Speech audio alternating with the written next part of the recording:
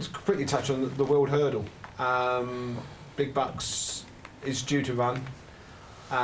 Do we feel that, I mean, if he wins, he goes odds on, or close to, but is there any dangers lurking? It's an open enough kind of contest, really. I mean, they had the Leopardstown Hurdle the other day, and any views? Sidepaw won that. Yeah. With obviously.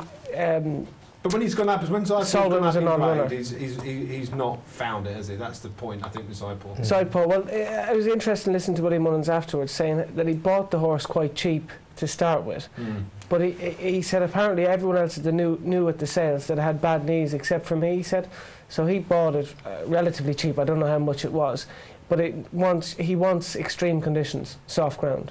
So he said he probably won't even travel to Cheltenham, which is quite interesting. Obviously the runner, or the non-runner that day, was Solwit, which we were all looking forward to see. He's the reigning World Hurdle champion. But it's interesting with, at the start of the year, I suppose, Rebecca Curtis's horse at Fisher's Cross was the big danger to big bucks, and just shows you how easy like your campaign or season can fall apart, which is kind of has done so far. It definitely has with that Fisher's Cross. There's one very unexposed horse that I think it could be anything really, and you shouldn't say that about horses because people say it all the time, but the John Joe O'Neill trained horse, more of that. He's very, very lightly raced. He won very well last time. I know he's beat Paul Nicholls' runner. I think it was quite a young horse. Samatagal, I think, who ran again against in the Ladbroke Hurdle at Ascot, or the Long Walk. So I think he could be very, very good. Okay, more of that. Well, I think I'm looking for a bit of value because it's opening up. As a and race. I also felt that McCoy, didn't have to drive that. Very, very sympathetic and educated him. Absolutely. I talked about big bucks in this World Hurdle race. That's the race, actually, isn't it? There's so many question marks. There's so many question marks. I mean, the betting is topsy-turvy, isn't it? I wouldn't give up on that Fisher's Cross. You can get 14 to 1 about him, and I just think, you overlook his last run and give him another chance. I'd give him a chance. I wouldn't bet in the race now, but if I was having a bet, and if Big Bucks doesn't turn up, 14 to 1 about our Fisher's Cross on the day will be a big price. Yeah. Any other Cheltenham pointers? I'll tell you one horse that I did want to follow. Disappointed, but I'm prepared to give it another chance, is Ballyalton.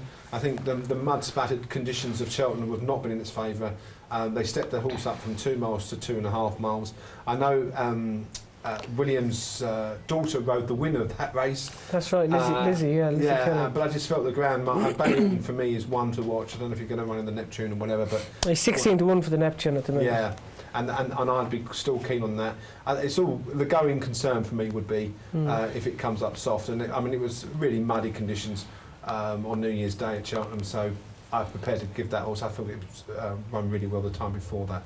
But any other ones? I suppose the Arkle market, I suppose, is changed slightly since over the Christmas. Champagne Fever was, a short price favourite, but is now 5 to 1 with most firms. But didn't you find that distance to Defy Logic 1? Do you find it was over 2 miles, right? I'm sure it was over 2 miles. Yeah. Champagne Fever needs further. Well, he's a Supreme Novice winner over 2 miles, and he's he's aimed at the Arkle, so obviously Willie Mullins, he knows best. He knows, but Defy Logic is no mug. He won a bumper by 30 odd lengths and a novice hurdle by the same distance. He's a very, very well thought of horse. Okay.